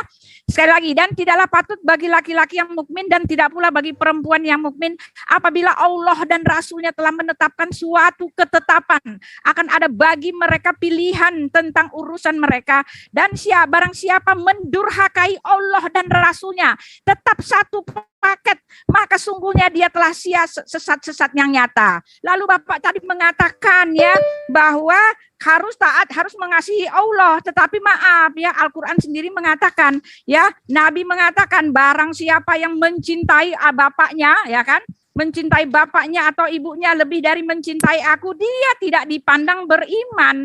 Lalu ini siapa gitu loh Pak? Lalu Nabi Muhammad ini siapa? Bapak tadi mengatakan harus mencintai orang tua lebih dari segalanya, gitu kan? Harus mencintai bapaknya lebih daripada segalanya. Karena Alkitab di dalam Ulangan 6 mengatakan ya, kasihilah Tuhan Allahmu dengan segenap hatimu dan dengan segenap akal budimu. Ya, itu adalah hukum yang pertama dan terutama. Dan Yesus mengatakan, barang siapa mencintai orang tuanya lebih daripada aku, dia tidak layak bagiku. Kenapa dia mengatakan begitu? Karena dia Tuhan. Tetapi perkataan ini juga ada di dalam perkataan Nabi Muhammad. Barang siapa tidak mengasihi aku, yang lebih mengasihi orang tuanya, temannya, saudaranya, dia tidak dipandang beriman. Nah, sekarang saya mau tunjukkan, Yesus berani mengatakan seperti itu karena dia itu satu dengan Bapaknya, dan karena dia berasal daripada Bapaknya. Bahkan Yesus mengatakan, akulah dia Bapa, dan Yesus memiliki semua otoritas ketuhanan itu. Dia satu dengan Bapaknya, ya. Lalu kenapa seperti ini? Apa tidak jawab saya? Apakah Nabi Muhammad mengaku bahwa dia juga satu dengan Bapaknya, memiliki otoritas untuk membuat ketetapan-ketetapan? Yesus membuat ketetapan-ketetapan. Yesus itu mempunyai kerajaan sorga, bahkan dia menyediakan tempat bagi kami. Yesus itu pemberi hidup yang kekal. Yesus itu dilayani oleh malaikat-malaikat, dan dialah yang akan membangkitkan orang pada akhir zaman. Lalu Bapak mengatakan, oh kalau begitu dia adalah Allah yang digebukin, Allah yang berkolor. Itu lain lagi Pak, ya itu dalam kemanusiaannya. Tetapi itu dulu ya. Sekarang pertanyaan saya, tolong jawab ya, apakah Muhammad waktunya habis waktunya habis. Oke. Habis. Baik, Bu Uti, tolong sekali lagi ya. Suaranya di apa itu, perangkatnya itu diperbaiki, suaranya kecil di saya. Baik. Al-Qur'an menerangkan begini. Bismillahirrahmanirrahim. Wa ma kana lil mu'minin wala mu'minatin idza qadallahu wa rasuluhu amran ay yakuna lahumul khiyar. Ya, ini yang Ibu harus pahami. Ini yang Ibu harus ketahui, bahwa Allah menerangkan ay yakuna lahumul khiyarah min amrihim wa may ya'sillah wa rasulah faqad dalla dalalan mubina. Apa maksudnya? Tidak pantas bagi manusia, baik laki-laki maupun perempuan, kalau sudah ada ketetapan Allah, ada ketetapan Rasul, kemudian melakukan sesuatu yang tidak pernah ditetapkan oleh Allah, tidak pernah ditetapkan oleh Rasul. Contoh, perintah Allah, ketetapannya adalah dirikanlah sholat, karena sholat itu mencegah perbuatan keji dan mungkar. Bagaimana sholat itu? Ditetapkan oleh Rasulullah. Sallu kama ra'aitumuni usalli. Sholatlah kamu sebagaimana kamu melihat aku sholat. Jadi kalau ada kemudian ketetapan Allah, perintahnya sholat. Bagaimana cara sholat itu? Ditetapkan oleh baginda. Begini loh caranya, maghrib 3, asar 4, zuhur 4. Nah, ada yang kemudian di luar dari ketetapan Allah dan Rasul, maka itu bid'ah, itu sesat. Bikin salat maghrib cuma 1 rakaat. Bikin salat zuhur cuma 2 rakaat. Itu bid'ah. Kenapa? Karena di luar daripada ketetapan Allah. Allah memang memerintahkan salat, tapi tentang rakaatnya, contohi ketetapan Rasul. Barang siapa yang keluar daripada ketetapan keduanya, maka dia bid'ah. Bid'ah itu sesat. Sesat tempatnya di neraka. Begitu Bu Uti. Yesus mengajarkan menyembah hanya kepada Allah, tetapi kemudian muncul ada ajaran menyembah kepada Yesus, itu bid'ah, itu bidat namanya. Artinya bidat itu neraka tempatnya. Lalu kemudian Ibu mengatakan, kami mengasihi Allah. Kalau Ibu mengasihi Allah dengan segenap hati, kenapa Anda menggantikan Allah dengan Yesus yang hanya manusia? Ayo. Sementara Yesus itu memberikan hidup yang kekal, Bu. Yang memberikan hidup kekal itu adalah Allah. Siapa yang mendengarkan Yesus, yang mengikuti Yesus, yang mengajarkan ajaran Yesus, maka dia akan memperoleh hidup yang kekal. Hidup kekal dari mana? Dari Allah, bukan dari Yesus, bukan. Kenapa? Yesus menerangkan dalam Yohanes 17 nomor 7, segala yang ada pada diriku semua berasal daripadamu, dan Yesus tidak mungkin bohong. Yang bohong adalah Anda. Yesus mengatakan semua yang ada pada diriku semua berasal dari Allah. Yohanes 17 nomor 7. Aku tidak dapat berbuat apa-apa dari diriku sendiri. Perkataan siapa? Yesus. Berarti yang membangkitkan dan yang memberikan hidup kekal siapa? Tuhannya Yesus. Jadi Yesus itu adalah Muslim, bukan seorang Kristiani. Demikian. Ya, satu lagi ya, saya mau kasih tahu, Bapak berbohong kembali ya, dikatakan bahwa harus mencintai Allah. Tetapi di dalam di Muslim 169, Muhammad tidak memaksa kalian untuk mencintai Allah, tetapi Muhammad memaksa kalian untuk mencintai dirinya. Oke? Diriwayatkan dari Anas bin Malik bahwa Rasulullah bersabda, setiap orang dari kalian tidak dianggap beriman sebelum aku lebih dia cintai daripada anaknya, orang banyak, dan semua orang. Ya, jadi Bapak belum bisa menjawab saya apakah Muhammad menyetarakan dirinya dengan Tuhan ketika keagungan Tuhan yang harus mencintai Tuhan yang Bapak katakan itu ternyata Nabi hanya meminta mencintai dia lebih daripada yang lainnya. Lalu ketika dikatakan jika engkau mencintai Allah ya, Yesus satu dengan Tuhan. Kenapa? Karena itu kami harus mencintai Tuhan karena Dia adalah Tuhan. Dan syaratnya Yesus mengatakan itu ya. Bapak tadi mengatakan ya syaratnya apa lagi ya? Syaratnya tadi ya. Syaratnya Yesus mengatakan ikutlah aku. Nah sekarang saya mau kasih tahu ya bagaimana Anda mengatakan bahwa dia mengajarkan bahwa dia punya utusan. Anda memframing ayat orang lain. Anda menyesat-nyesatkan ayat orang lain. Ini pengajaran Yesus ya. Saya mau kasih tahu sekali lagi saya mau bacakan dan tidak 2 kali, 4 kali karena kalau udah terus-terusan dikasih itu artinya Bapak hanya menolak ya. Di dalam Yohanes 6 ayat 54 tadi sudah dikatakan ya, daging tubuh jasmani itulah pemberi hidup yang kekal. Dari mana Anda mengatakan bahwa pemberi hidup yang kekal itu adalah kepada pengutusnya? Yohanes 10 ayat 28 jelas dikatakan bahwa dia itu pemberi hidup yang kekal. Yohanes 17 ayat 12 dia itu pemberi hidup yang kekal. Yohanes 17 ayat 3 dia itu pemberi hidup yang kekal. Inilah hidup yang kekal itu bahwa mereka mengenal engkau satu-satunya Allah yang benar dan mengenal Yesus Kristus yang telah engkau utus. Dua-duanya itu pemberi hidup yang kekal. Ayat yang kedua jelas dikatakan bahwa Elohim memberikan kuasa kepada Yesus untuk memberikan hidup yang kekal. Sudah saya kasih tahu tadi, yang berkuasa memberikan hidup yang kekal itu hanyalah Tuhan. Yang berkuasa membangkitkan orang pada hari akhir zaman itu adalah Tuhan. Yang berkuasa memiliki tahta, Yesus itu memiliki tahta. Yang tahu tentang hari kiamat, Yesus itu mengetahui tentang hari kiamat. Yang Anda nih satu lagi ya, pengajaran daripada Yesus dikatakan ya.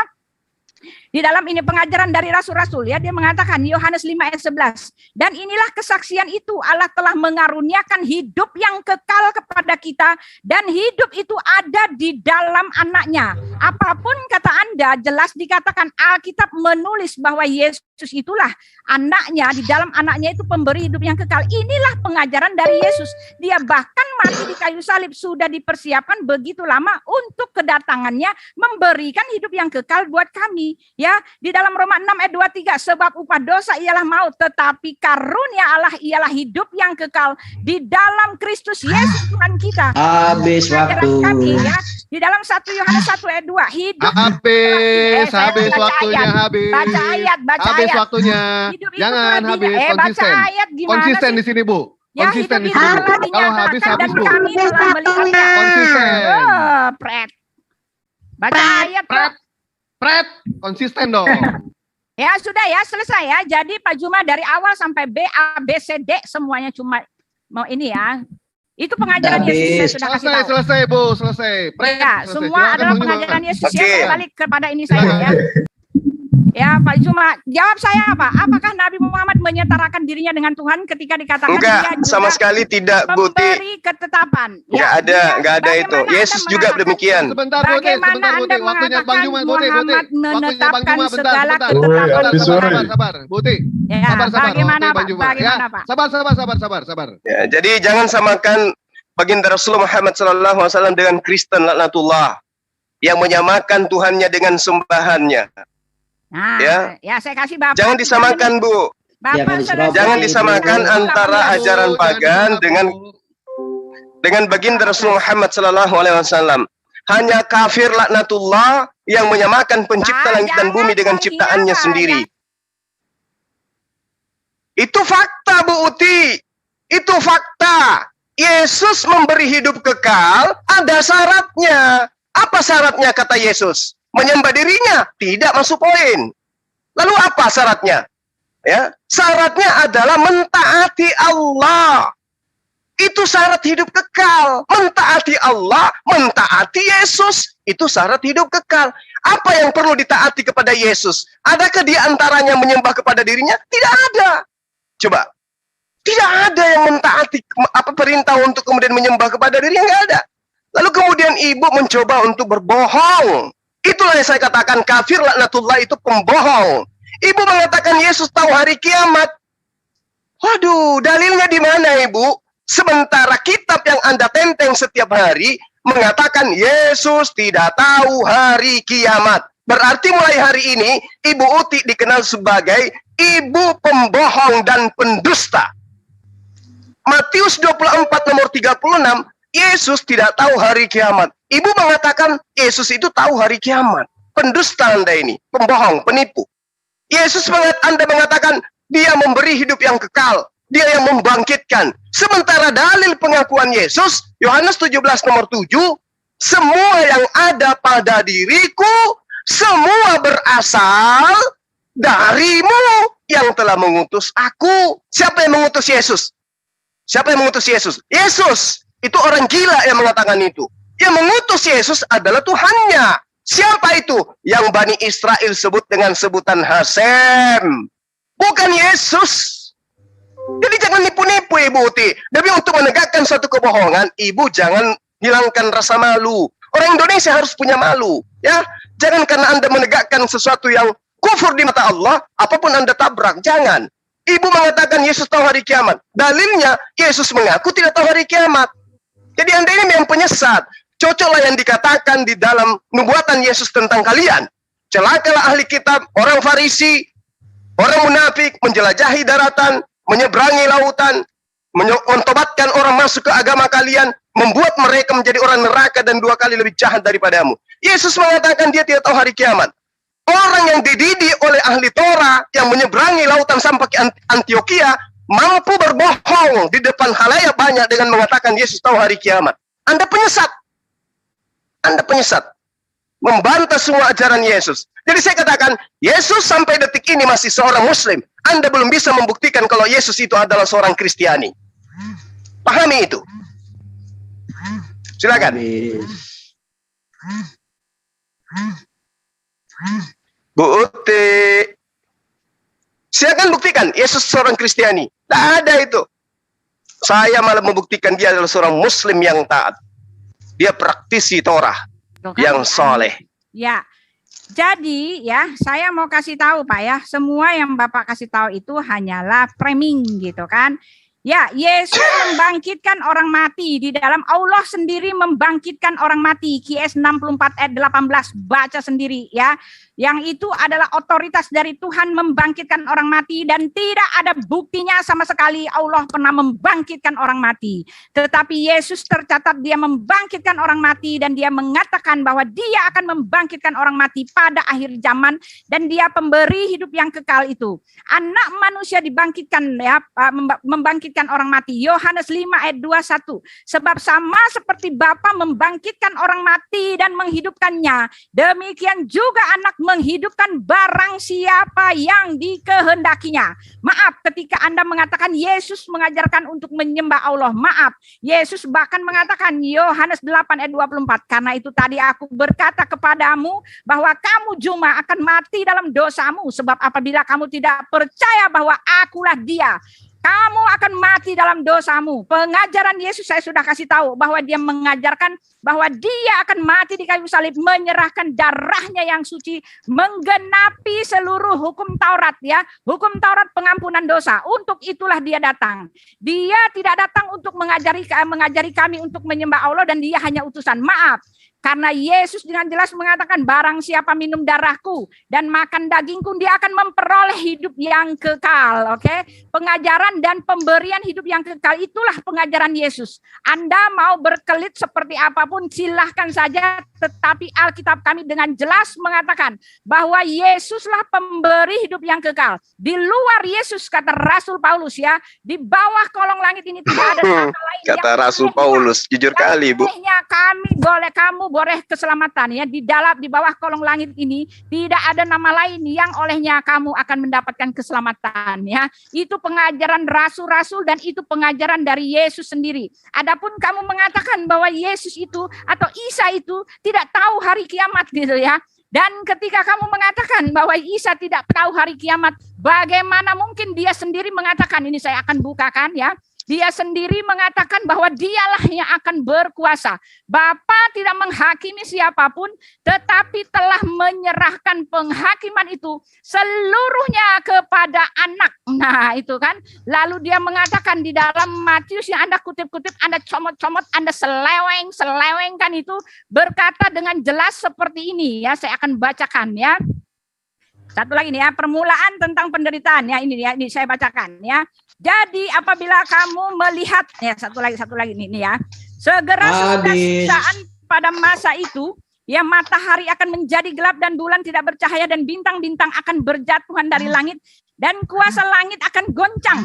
Pada waktu itu akan tampak tanda Anak Manusia di langit dan semua bangsa di bumi akan meratap dan mereka akan melihat Anak Manusia datang di atas awan-awan di langit dengan segala kekuasaan dan kemuliaannya. Dan ia akan menyuruh keluar malaikat-malaikatnya dengan meniup sangkakala yang dahsyat bunyinya, dan mereka akan mengumpulkan orang-orang pilihannya dari keempat penjuru bumi, dari ujung langit yang satu ke ujung langit yang lain. Maaf, ini bukan sekadar utusan, karena di tempat Anda mengatakan Luqman 34 ya, sesungguhnya hanya pada sisi Allah lah pengetahuan tentang hari kiamat. Yesus bukan hanya memberikan pengetahuan tentang hari kiamat, bahkan dia mengatakan bahwa dialah yang akan datang di awan-awan, menjalankan proses pelemparan Pak Juma ke dalam neraka. Ini pembohong ya. Ini sudah lupa waktu ini pembohong.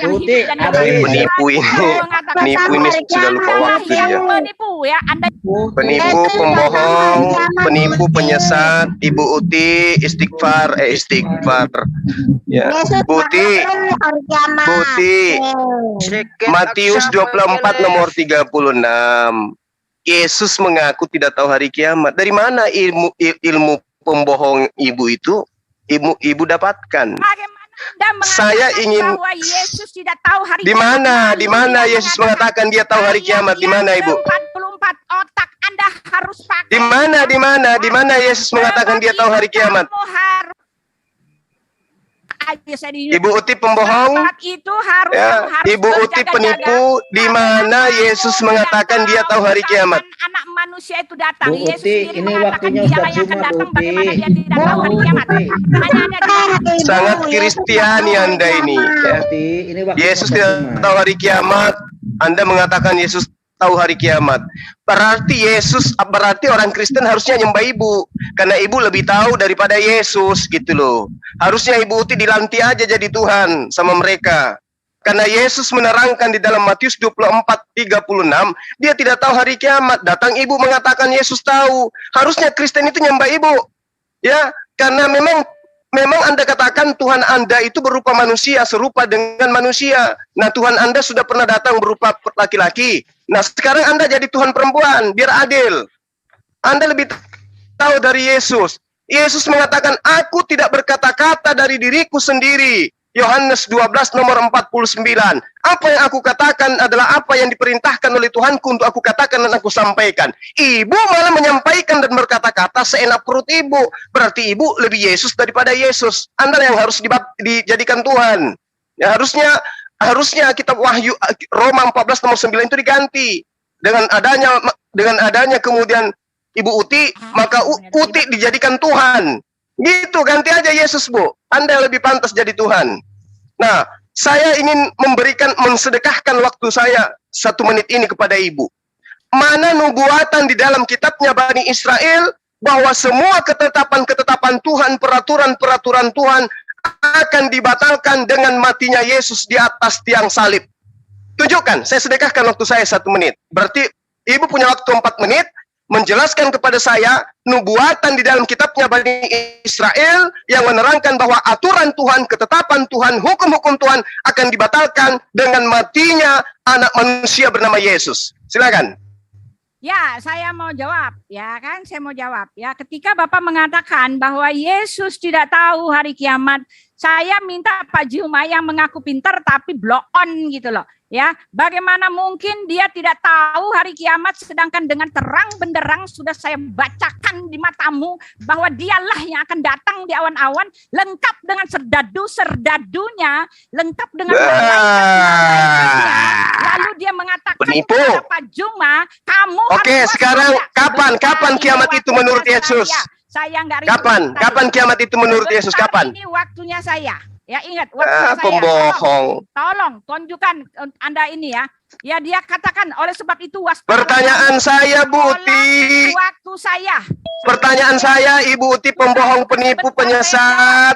Saya tanya sama Anda, saya kasih waktu saya 1 menit. Ya, Ibu penipu, saya katakan, tunjukkan dalilnya, nubuatannya di dalam kitabnya Bani Israel, ketentuan Tuhan, aturan Tuhan, ketetapan Tuhan akan dibatalkan dengan matinya anak Maria bernama Yesus. Silakan.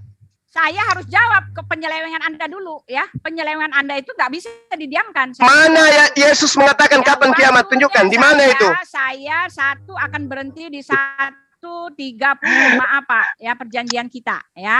Saya kasih waktu 10 menit. Ya. Asalkan Ibu bisa menunjukkan di mana dalilnya Yesus tahu hari kiamat. Silakan. Nah, ini dalilnya Yesus tahu hari kiamat. Sebab itu hendaklah kamu siap sedia karena anak manusia datang pada saat yang tidak kamu duga. Nah, dia tahu hari kiamat, ya. Segera sesudah siksaan pada masa itu, matahari akan menjadi gelap dan bulan tidak bercahaya dan bulan bintang akan pembohong akan bergoncang. Pada waktu itu akan tampak anak manusia di langit. Sekarang penipu. Cuma bagaimana Anda mengatakan Yesus tidak tahu sedangkan dia pembohong.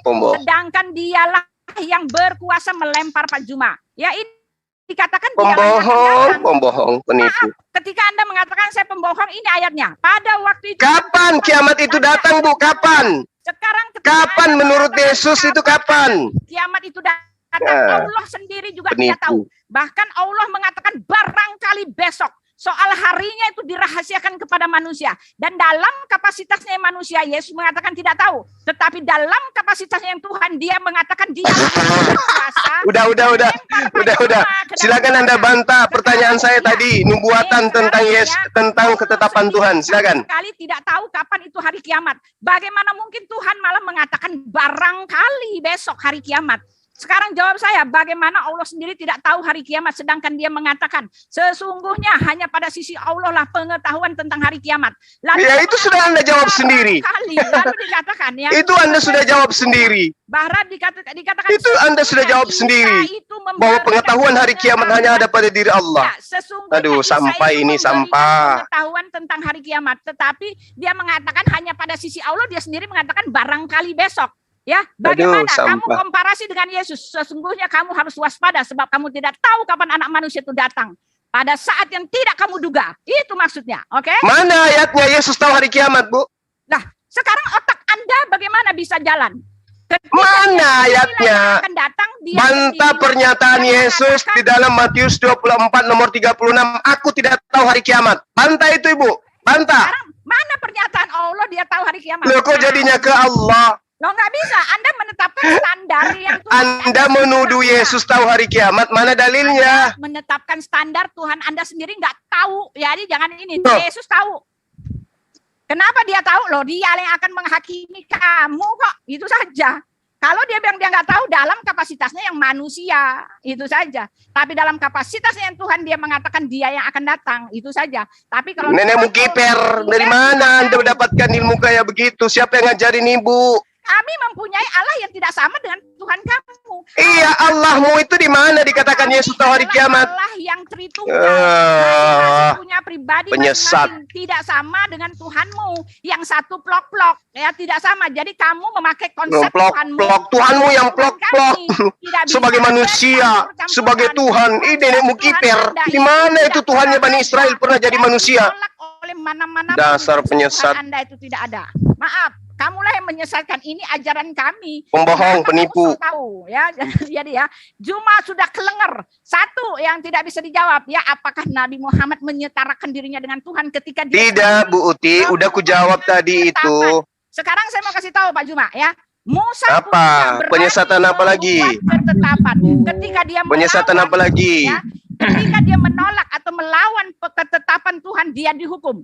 Ya, Musa bukan penetap, tidak membuat ketetapan Tuhan. Nabi-nabi semua hanya menjalani. Yesus juga demikian. Yesus juga demikian. Aku tidak berkata-kata dari diriku sendiri. Aku tidak dapat berbuat apa-apa dari diriku sendiri. Hanya kalianlah yang melantik Yesus itu menjadi Tuhan. Dasar. Dah, waktumu sudah habis, Buti. Sama artinya dia waktumu udah habis. Untuk berbohong waktumu udah habis. Nggak ada lagi waktu untuk berbohong. Dah. Stop sharing. Bye-bye. Pembohong, ya, penyesat. Penipu. Utang minyak goreng bayar dulu ya. Buti. Ya, teman-teman. Penipu. Yas'alunaka anis-sa'a ayyana mursaha. Qul innama ilmuha inda rabbi. Pengetahuan tentang hari kiamat itu hanya ada pada diri Allah. Itu ayatnya. Itu ayatnya. Jadi nggak tahu hari kiamat masalahnya. Lah, itu penipu. Itu ayatnya sudah ada. Allah tidak tahu hari kiamat. Qul innama ilmuha inda rabbi.